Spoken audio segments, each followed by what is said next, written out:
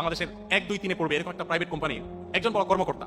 ওই অফিসে আমার একটা কাজ ছিল, ভাইয়ের সাথে একদিন দেখা হয়ে গেল। উনি আমাকে দেখে খুব আবেগ আপ্লুত হয়ে গেলেন। পরে ওনার অফিসে গেলাম, এক সময় গেলাম, চা খেলাম।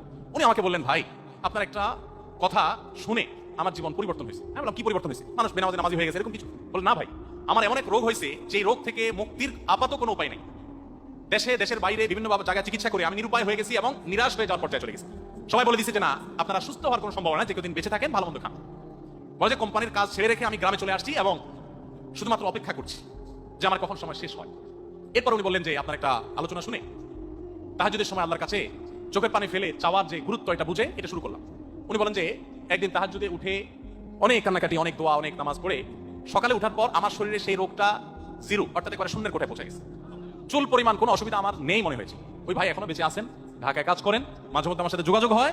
সে ভাইটি আমাকে বললেন যে আমার শরীরে সেই থেকে আজও পর্যন্ত ওই রোগের কোনো আলামত আর একবার আমি দেখিনি। এবং তিনি বললেন যে ভাই, আমি যে কোম্পানি ছেড়ে আমি গ্রামে চলে গেছিলাম, আবার সেই কোম্পানিতে এসে আমি কাজ করছি। আল্লাহ আমাকে সুস্থ করে দিয়েছে। অসুস্থ হয়ে গেছেন, সুস্থ হন নাই, খুব পেরেশান আছেন।